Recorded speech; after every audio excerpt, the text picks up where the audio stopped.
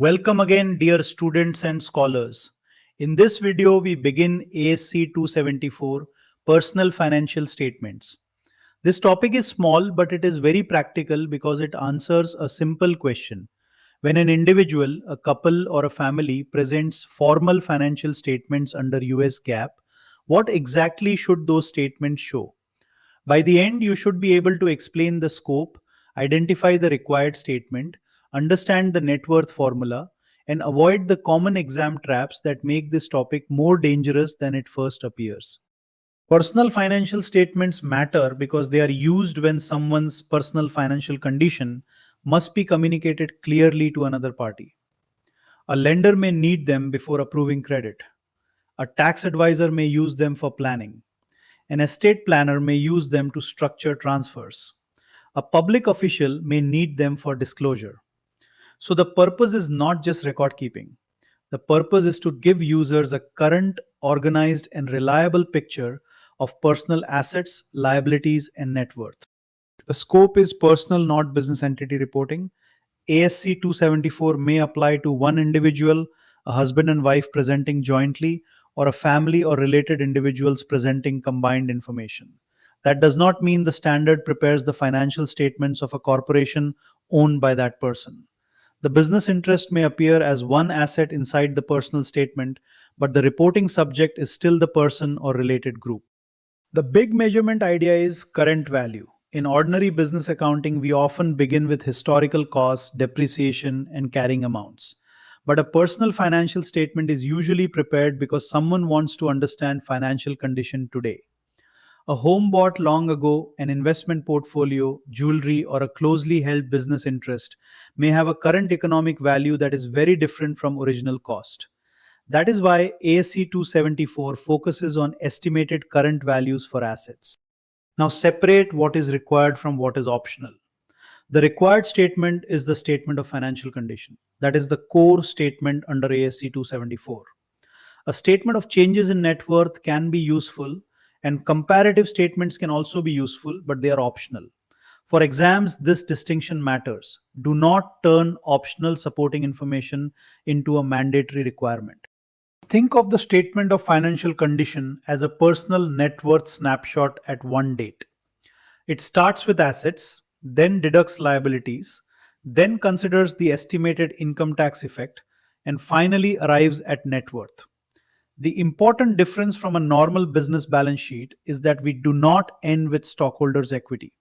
We end with personal net worth after considering obligations and the tax effects embedded in current values.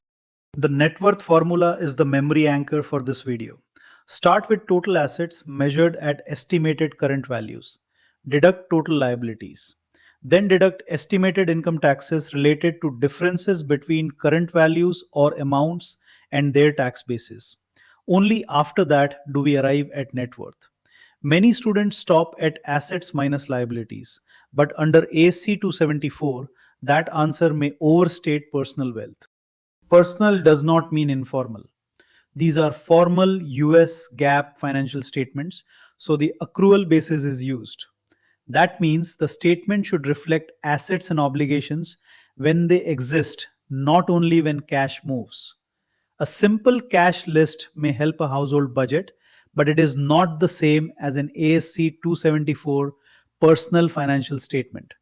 The standard is still accounting based and judgment based. The order of presentation is also different from a traditional classified business balance sheet.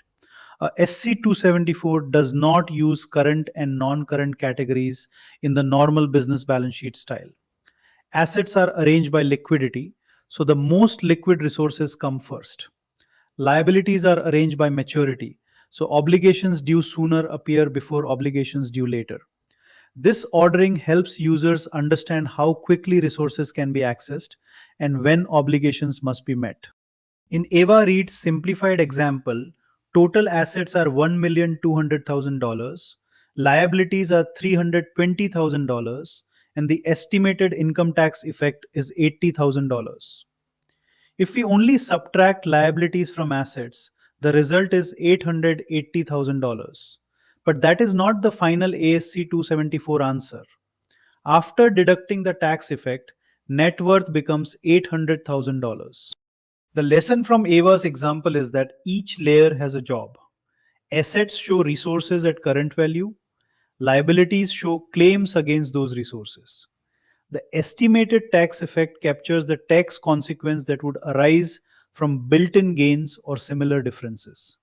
So, net worth is not just a rough wealth number, it is a structured measure of personal financial condition after recognized obligations and estimated tax effects. Here are the four traps to keep in mind. First, do not use historical cost as the main measurement idea for personal assets.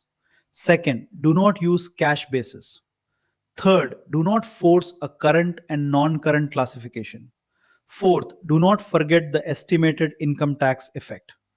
These traps usually happen when students apply familiar business statement habits to a personal financial statement topic without adjusting for ASC 274.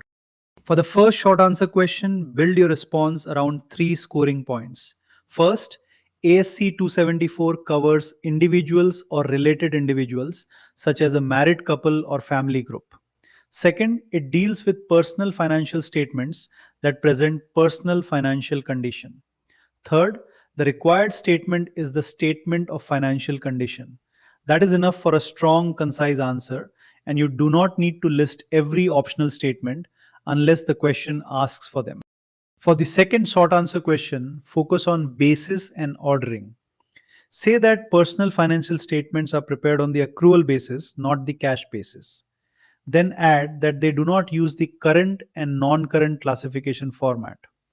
Finally, explain the ordering. Assets are presented by liquidity and liabilities are presented by maturity. This is a clean answer because it directly addresses how the statement is prepared and displayed. For the third short answer question, the formula is the heart of the answer. Net worth equals total assets at current value less total liabilities less the estimated income tax effect.